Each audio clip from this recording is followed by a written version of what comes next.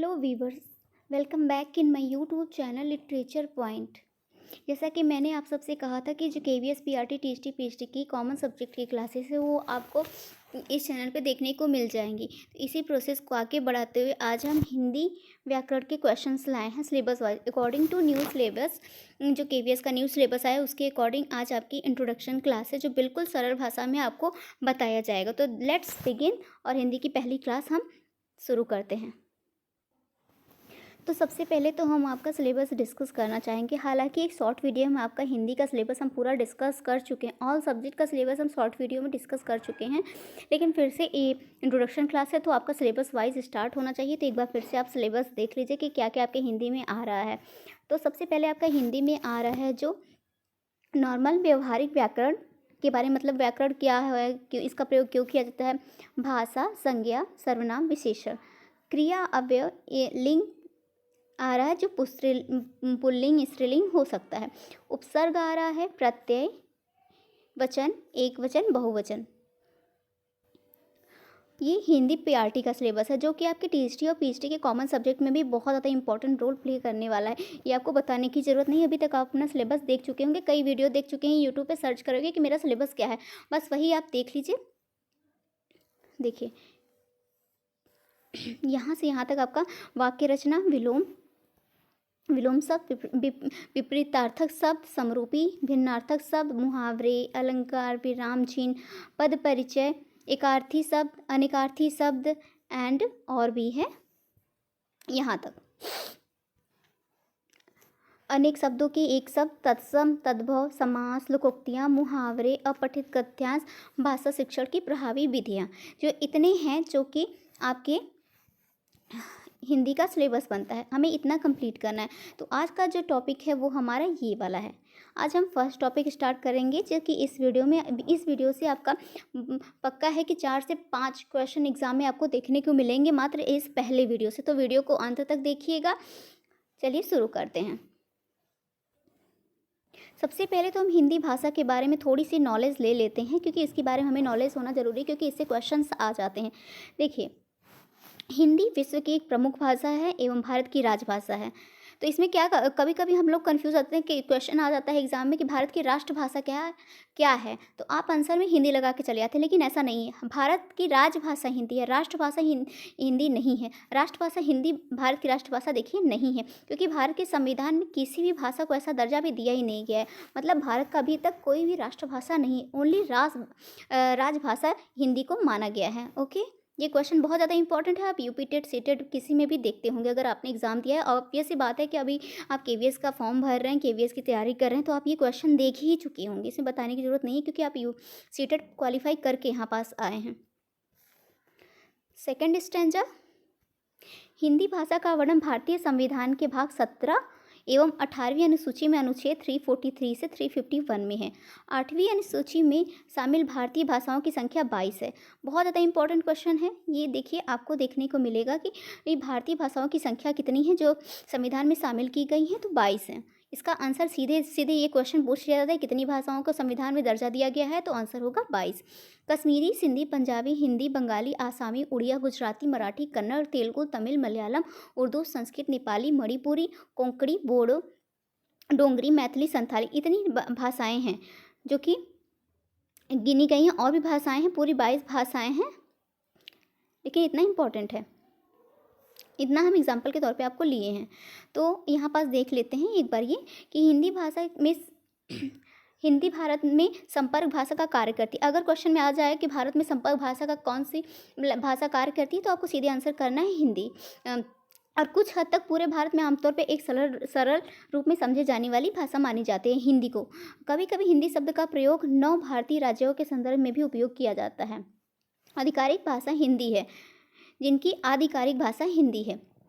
मतलब कि भारतीय 9 भारतीय राज्य हैं, उनमें जो आधिकारिक भाषा आपको देखने को मिलेगी वो हिंदी को ही मानी जाती है। हिंदी भाषी बहुमत की, अर्थात बिहार मतलब कि हिंदी भाषी बहुमत है। बहुत ज़्यादा राज्य ऐसा है जिसमें हिंदी यहाँ पास बोली जाती है। और कौन कौन से राज्य, एक बार हम उस पर नज़र डाल लेते हैं।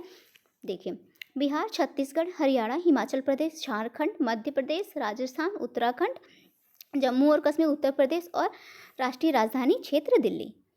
यहाँ पास जो है हिंदी का प्रयोग सबसे किया जाता है।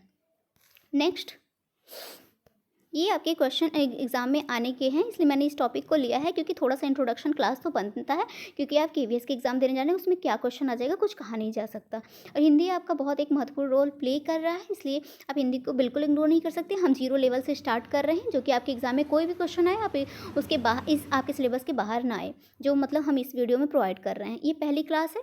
अगर वीडियो पसंद आ रही है तो प्लीज़ लाइक करिएगा और चैनल को सब्सक्राइब करिएगा। देन आगे क्या है, हिंदी और इसकी बोलियाँ संपूर्ण भारत के विविध राज्यों में बोली जाती हैं। भारत और अन्य देशों में भी लोग हिंदी बोलते हैं। भारत में तो हिंदी बोलते हैं, अन्य देशों में भी में जो हिंदी बोले जाते हैं और पढ़ते लिखते भी लोग हैं।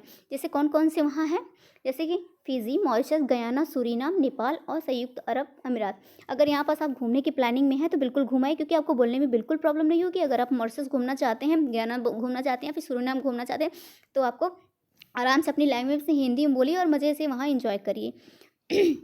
उपयोग किया जाता है, लोगों की बड़ी संख्या मौजूद है। फरवरी 2019 में अबू धाबी में हिंदी को न्यायालय की तीसरी भाषा के रूप में मान्यता मिली। ये बहुत इंपॉर्टेंट क्वेश्चन है, करंट अफेयर्स का भी मान लीजिए, क्योंकि 2019 की घटना है, तो बिल्कुल आपके क्वेश्चन एग्जाम में आ सकते हैं।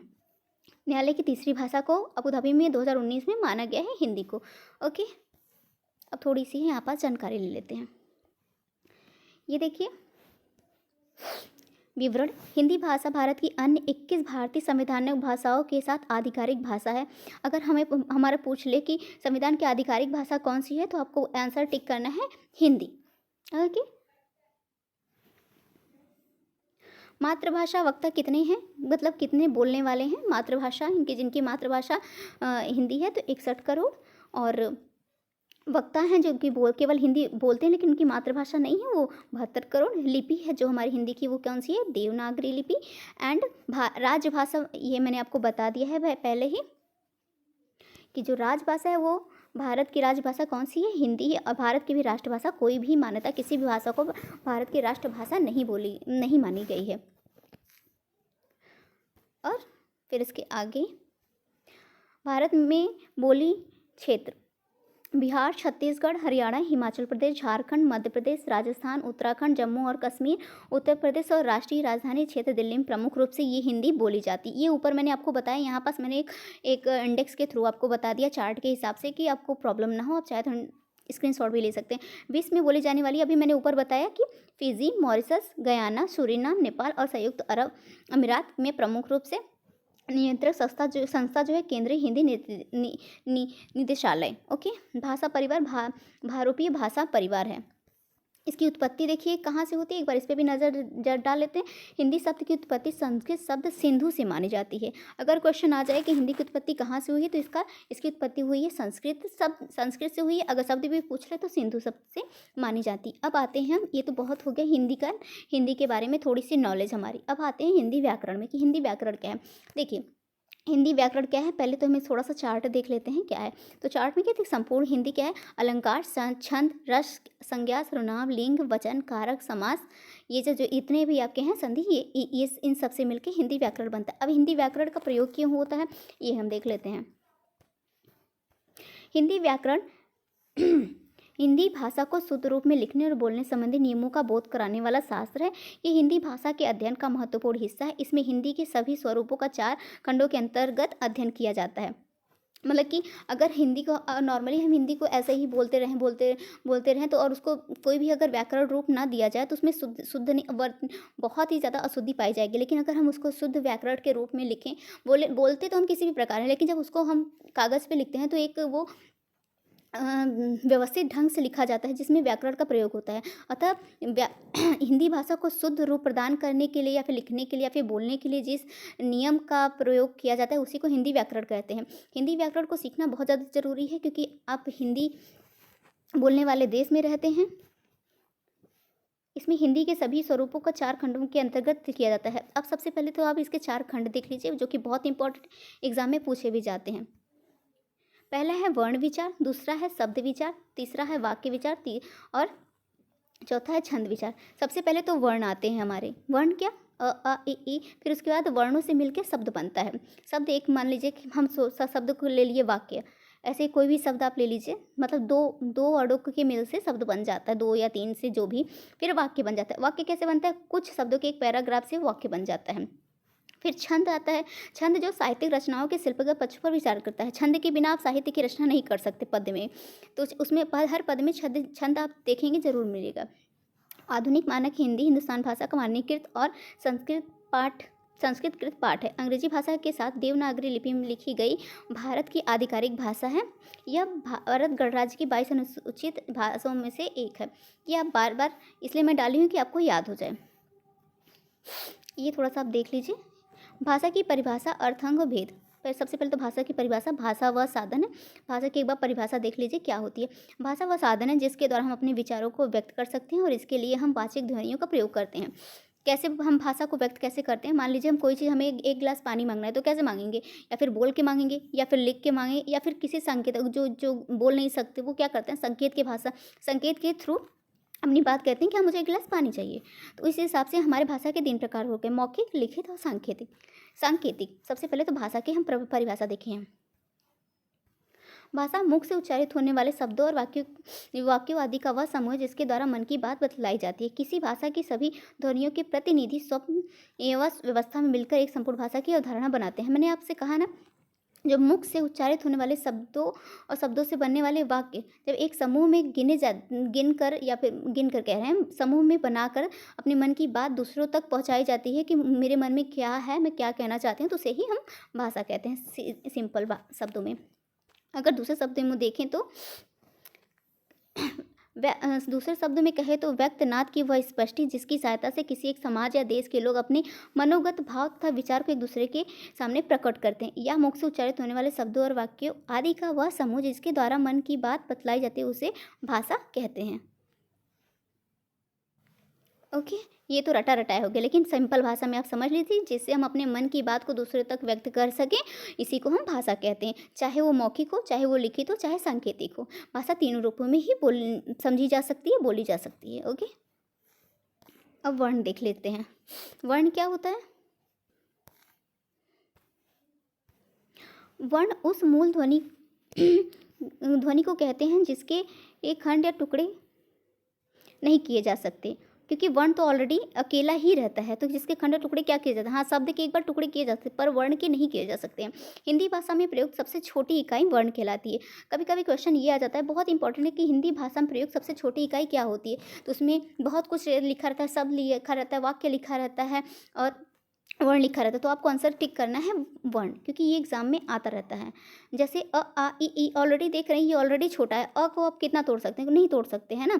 ई को कितना तोड़ सकते हैं? नहीं तोड़ सकते। लेकिन अगर यही 2 शब्द से मिल गया, जैसे आ को आम कर दीजिए, तो ये आ प्लस म से बन गया, तो इसको तोड़ सकते हैं, लेकिन आ को ओनली नहीं तोड़ सकते हैं। ओके, चलिए आगे हम बताते हैं आपको।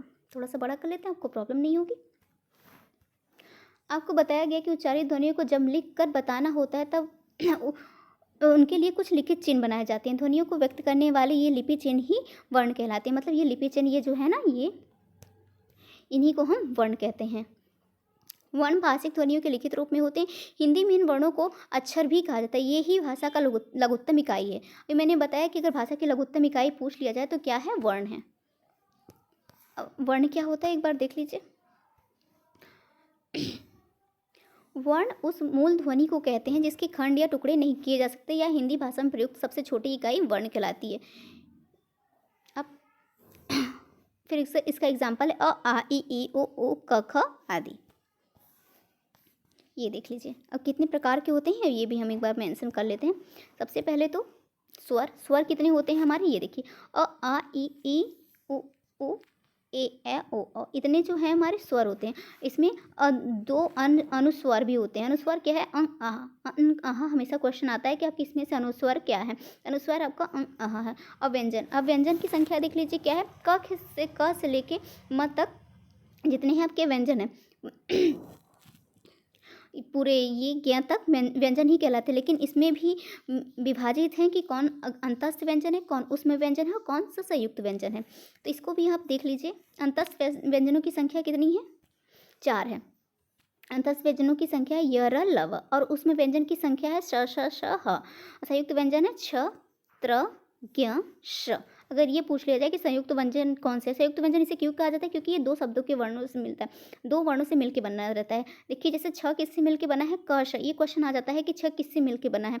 आपका ऑप्शन रहेगा क प्लस छ से छाता वाला छ, त प्लस ऐसे ऑप्शन रहेगा, लेकिन आपको टिक किस पे करना है, क श पे। ये क्वेश्चन आपको देखने को मिलेगा, ये बहुत ज़्यादा इंपॉर्टेंट क्वेश्चन है, आप इन सबको मिस नहीं कर सकते। तो अंतःस्वैशन भी 4 होते हैं, उसमें व्यंजन भी 4 होते हैं, और संयुक्त व्यंजन भी 4 होते हैं। लेकिन ये देखिए अंतःस्वैशन यर लव, ओके, और जस्ट अ सेकेंड दोस्तों, अंतःस्वैशन यर लव, और उसमें व्यंजन श श सह, संयुक्त व्यंजन छ त्र ज्ञ श, ओके। और एक आगत व्यंजन भी होता है, आगत वर्ण हिंदी वर्णमाला में नहीं आते हैं। ये बस इसको आगत वर्ण की वो कहते हैं, जैसे कि आप हिंदी लिख रहे हैं तो वो जब ये डॉट लगा रहता है नीचे, मतलब आधा क ख ग घ, ये क्वेश्चन तो आपके एग्जाम में नहीं देखने को मिला है, लेकिन ये जो आप देख रहे हैं ये वाला, ये बहुत ज़्यादा इम्पॉर्टेंट देखने को मिला है, ये वाला अंतस उसमें उष्म और संयुक्त, तो इसमें से क्वेश्चन आपके फंसने की उम्मीद है। अब यहाँ पास जो है हिंदी वर्णमाला के, अब यहाँ इसमें से क्वेश्चन एग्जाम में बहुत आते हैं। वर्ण वर्णमाला, सबसे पहले वर्णमाला किसे, वर्णों के व्यवस्थित समूह को वर्णमाला कहते हैं। वर्णमाला किसे कहते हैं, वर्णों के व्यवस्थित समूह को वर्णमाला कहते हैं। हिंदी वर्णमाला में कुल 52 वर्ण है। ये क्वेश्चन आया हुआ यूपी टेट का प्रीवियस ईयर का क्वेश्चन है कि हिंदी वर्णमाला में कुल कितने वर्ण पाए जाते हैं, तो आंसर 42, 32, 62 ऐसे करके रहता है, तो और 52 आपको टिक करना है। 52 पहले स्वर वर्णों तथा बाद में व्यंजन वर्णों की व्यवस्था है। पहले स्वर होते हैं देन व्यंजन होते हैं। पहले स्वर क्या है, अ आ ई, और व्यंजन क्या है, क ख ग घ, ओके। अब मूल वर्ण की थोड़ी सी बात कर लेते हैं। मूल वर्ण 44 होते हैं, 11 स्वर और 33 व्यंजन। इसमें आप देख लीजिए इसमें कौन से नहीं होते हैं, जो इसमें कौन से नहीं होते हैं, जो 52 वर्ण है उसमें से ये सब नहीं होते। अ अंग ड ड श त्र ज्ञ, ये जो है ये नहीं होते हैं। मूल वर्णों में इनकी संख्या नहीं, बाकी सारे ली जाती, चाहे 11 स्वर हो और 33 व्यंजन। उच्चारण के आधार पर कुल वर्ण होते हैं 47, 10 स्वर होते हैं उसमें और 37 व्यंजन होते हैं। इसमें क्या नहीं होते हैं, ये नहीं होते हैं। कुल वर्णों की संख्या 52 है, मैंने पहले ही बता दी, जिसमें 13 स्वर होते हैं और 39 व्यंजन होते हैं। लेखन के आधार पर 52 होते हैं, ओके। कुल वर्ण भी 52 है, एंड लेखन के आधार पर भी 52 ही वर्ण माने जाते हैं। मानक वर्ण भी 52 ही है। अगर किसी प्रकार से पूछे कि वर्णों की संख्या कितनी है, तो आपको सीधे टिक करना है 52। अब देखिए कितने हिंदी वर्णमाला कितने भागों में बांटा गया है, ये बांटा गया है 2। हिंदी वर्णमाला को के 2 भेद होते हैं, स्वर व्यंजन। अब हम स्वर को समझते हैं। वीडियो अगर तेज़ हो रही है तो आपके पास ऑप्शन रहता है, आप कम करके देख सकते हैं, लेकिन हमें थोड़ा आधे घंटे में ज़्यादा टॉपिक कवर करना है, इसलिए हम थोड़ी तेज़ी से बोल रहे हैं, ओके। आई होप आपको सब कुछ क्लियर हो रहा होगा। बिल्कुल सरल से मैं समझा रही हूँ, ये आपका 0 से है क्लास है, इसलिए आज थोड़ा सा व्याकरण का जो है इंट्रोडक्शन ही दे रही हूँ। पर ये सब इनमें से आपको क्वेश्चन बहुत आते हैं आप देख रहे होंगे कि अगर आपने यूपी टेट या सी टेट का एग्ज़ाम दिया है तो इसमें से बहुत सारे क्वेश्चन आते हैं। ये बताने की ज़रूरत नहीं है कि आपको अगर बोरिंग लग रहा हो तो ये आपको पढ़ना ही पड़ेगा, चाहे जितना बोरिंग, क्योंकि हमें एग्ज़ाम क्वालिफाई करना है। तो जिन वर्णों का उच्चारण स्वतंत्र रूप से होता है और जो व्यंजनों के उच्चारण में सहायक हो, वे स्वर कहलाते हैं। अब स्वर पूरे 13 हैं, ऊपर मैंने बताया कि स्वर कितने हैं 13, और व्यंजन कितने हैं 33 है। पूरा मिला के 52 वर्ण पाए जाते हैं वर्णमाला। तो स्वरों की संख्या कितनी है 13, अ आ इ ई उ ऊ ऋ ए ऐ ओ अ अं अः, ये जो क्या है स्वर हैं। अब थोड़ा सा हम देख लेते हैं कि हस्व स्वर किसे कहते हैं, दीर्घ स्वर किसे कहते हैं, और प्लुत स्वर किसे कहते हैं। सबसे पहले तो उच्चारण के समय दृष्टि से स्वर के 3 भेद होते हैं। अगर उच्चारण के हिसाब से मांग बोला जाए तो कितने भेद होते हैं, 3 भेद होते हैं। हस्व स्वर, अब हस्व स्वर की बारी का है। हस्व स्वर के बारे में जान लेते हैं, क्योंकि एग्जाम में आता है।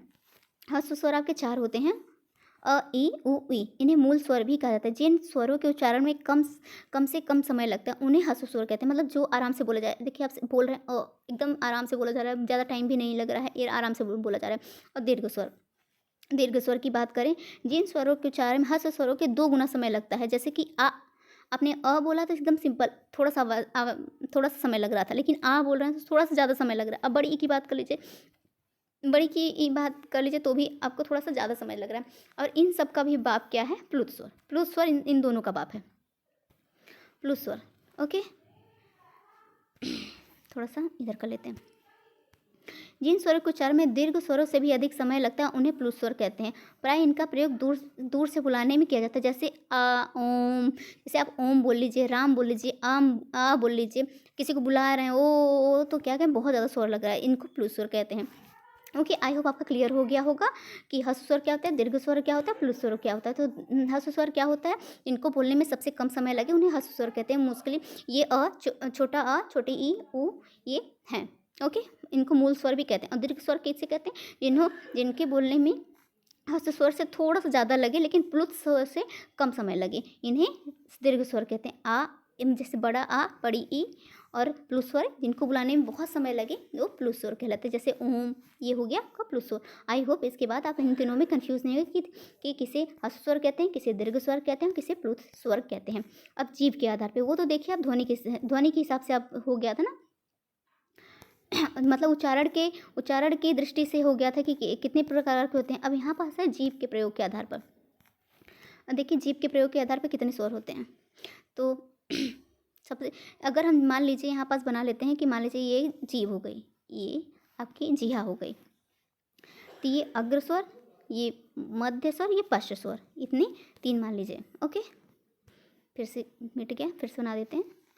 ये तो ये क्या हो गया, ये अग्र स्वर, ये मध्य स्वर, और ये वाला पश्च स्वर। तो अगर जिन स्वरों के उच्चारण में जीभ का अग्र भाग काम आता है उन्हें अग्र स्वर कहते हैं। ये स्वर निम्न है, ई ए। जैसे कि ये जो वर्ड हैं आप इनका प्रयोग करेंगे तो आप देखेंगे कि आप ये आगे के अपने जिहा के आगे के भाग से बोल रहे हैं, और इनको बीच से आप किनारे से नहीं बोला जा सकता। अब अगर ये ई बोल रहे हैं तो आपका जीभ आगे वाला देखेंगे टच हो रहा होगा, अब चाहे आप बोल के देख लीजिए। अब मध्य स्वर की बात करते हैं, जिन स्वरों के उच्चारण में जीभ का मध्य भाग टच होता है या फिर काम में आता है उन्हें मध्य स्वर कहते हैं। ये स्वर निम्न है, अ। अब देखिए मध्य स्वर टच हो रहा होगा आपके तालु से। अब पश्च स्वर क्या होता है, जिन स्वरों के उच्चारण में जीभ का पश्च भाग काम आता है उन्हें पश्च स्वर कहते हैं। ये स्वर निम्न है, आ, उ, ओ, औ। ओके, आई होप समझ गए होंगे आप लोग। अब एक बार हम देख लेते हैं समृद्ध। अब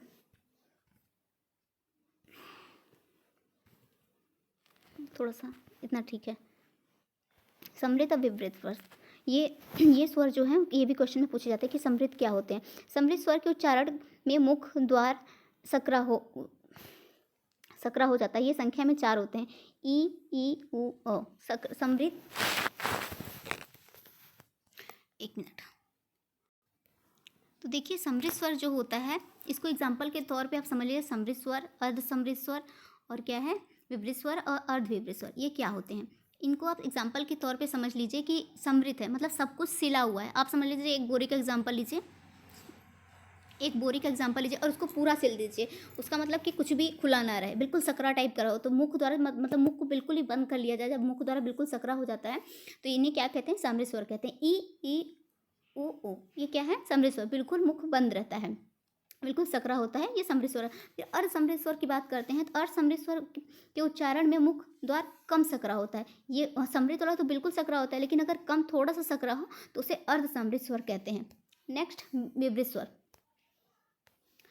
विवृत स्वर के उच्चारण में मुख द्वार पूरा खुला होता है। विवृत स्वर में मुख द्वार पूरा खुला होता है। जैसे कि आप आ बोलिए, आ बोलेंगे बिना आपका मुख खुले आपका आ बोला ही नहीं जाएगा। ओके,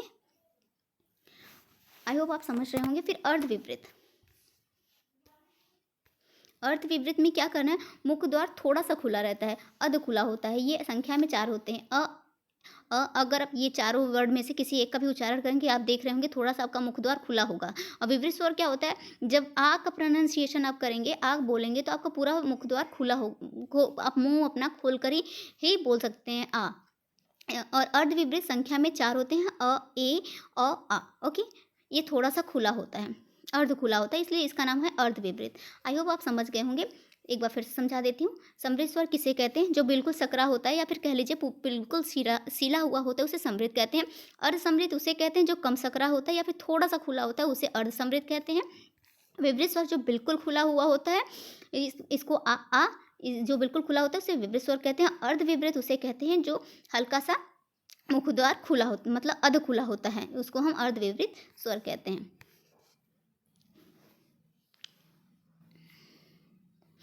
अब ये थोड़ा सा देख लीजिए, संधि और समान स्वर, ये क्वेश्चन अभी तक आया हुआ नहीं है, लेकिन फिर भी आने का संभावना है, तो हमें नॉलेज में रखनी चाहिए कि क्या आ सकता है। और संधि स्वर कितने होते हैं? संधि स्वर संख्या में 4 होते हैं।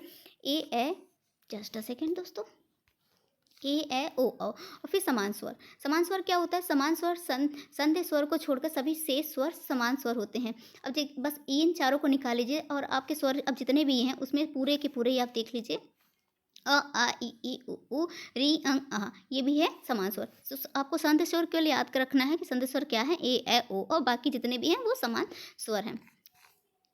अब हमारे वर्ण पूरा हम वर्ण को डिटेल में कर चुके हैं।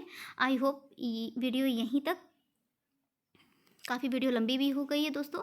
तो नेक्स्ट क्लास में हम शब्द से स्टार्ट करेंगे, शब्द के भेद बताएंगे, फिर इसकी उत्पत्ति बताएंगे। ओके, फिर तत्सम तद्भव। ओके, बहुत कुछ है आपको बताने पे, बहुत कुछ है।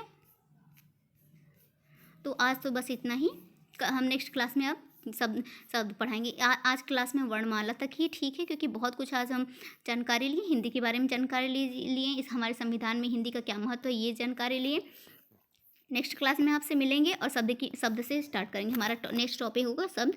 आई होप आपको वीडियो अच्छी लगी हो। अगर अच्छी लगी हो तो प्लीज़ चैनल को सब्सक्राइब करिएगा और वीडियो को अपना प्यार दीजिएगा, और कमेंट बॉक्स में अगर कोई डाउट हो तो प्लीज़ क्लियर कर लीजिएगा, हम उसकी रिप्लाई ज़रूर करेंगे। और इस चैनल पे आपको कौन कौन से वीडियो किस किस टाइमिंग में प्रोवाइड है, एक बार चलिए ये हम देख लेते हैं, जो कि आपको प्रॉब्लम ना हो कि मैम किस टाइम कौन सी वीडियो अपलोड करती हैं। ओके, देखिए चैनल शेड्यूल्ड एक बार हम आपको डिटेल में बता देते हैं कि आपको अगर ये इन सब की तैयारी कर रहे हैं तो आराम से आपको मिल जाए। देखिए मॉर्निंग 8 AM में जो KVS TGT की क्लास अपलोड होती है, अब ऑलरेडी काफ़ी क्लासेस अपलोड हो चुकी हैं, तो आप जाके प्लेलिस्ट से चेक कर सकते हैं। KVS TGT का क्लास फर्स्ट से लेके मैंने फॉर्म्स ऑफ लिटरेचर से लेके फिगर ऑफ स्पीच और NCERT सब कुछ पढ़ाना है, और सब कुछ आपको धीरे धीरे आपको चैनल पे मिलता जाएगा। KVS TGT का क्लास जो आपको मिलेगा वो मॉर्निंग 8 AM पे इसी चैनल इसी प्लेटफॉर्म पे मिलेगा, और इवनिंग 5 PM में जो KVS कॉमन सब्जेक्ट है वो आपको PRT TGT PGT तीनों में ही काम आएगा, वो कॉमन सब्जेक्ट। अभी तो फिलहाल हम हिंदी को पढ़ा रहे हैं, हिंदी कंप्लीट होने के बाद हम नेक्स्ट सब्जेक्ट लेते जाएंगे, चाहे CBT हो चाहे पेडागोजी हो, everything cover in this channel. Okay, और फिर नेक्स्ट आता है इवनिंग 6 PM। यहाँ पास UP TGT PGT की प्रैक्टिस होती है, ओनली इंग्लिश सब्जेक्ट का यहाँ 6 PM पे आपको प्रैक्टिस सेट मिल जाएगा, क्योंकि KVS की वैकेंसी आई है, अच्छी मात्रा में आई है। चलिए अच्छी बात है, लेकिन UP TGT PGT का हमें बोलना नहीं है। आई होप अभी तक आपका जो UP TGT PGT का इंग्लिश का सिलेबस पूरा कंप्लीट हो गया होगा, तो आप केवल उसका रिवीजन ही कर रहे होंगे। इसलिए मैंने एक क्लास रिवीजन के लिए रखी है, जो 6 बजे तक आपको मिल जाएंगी डेली इसी चैनल पर। ओके, और लास्ट में आपका जो आता है वो PGT की क्लास 8 PM पे, KVS PGT, क्योंकि हम ज़्यादातर इस चैनल पे जो आपको मिलेगा वो KVS की ही क्लासेस मिलेगी, चाहे वो PRT के रहे, चाहे TGT के रहे, चाहे PGT के रहे। मोस्टली हम KVS TGT PGT इंग्लिश की तैयारी करवा रहे हैं, और KVS PRT के all subject and TGT PGT के कॉमन सब्जेक्ट को इस चैनल पे आपको मिलेगा, और UP के TGT PGT का आपको प्रैक्टिस सेट मिलेगा। तो इस वीडियो में इतना ही। आई होप आप सारा टाइमिंग जान गए होंगे कि आपको किस टाइम पे कौन सा वीडियो प्रोवाइड होगा। मिलते हैं नेक्स्ट वीडियो में। अगर वीडियो पसंद आई हो, आपको लिए थोड़ी सी भी हेल्पफुल रही हो, तो प्लीज़ वीडियो को लाइक करिएगा और चैनल को सब्सक्राइब करिएगा, जो कि नेक्स्ट वीडियो जब भी अपलोड हो तो आप तक मिल सके, और नोटिफिकेशन बेल को भी प्रेस कर दीजिएगा। ओके, थैंक यू, मिलते हैं नेक्स्ट वीडियो में, बाय बाय।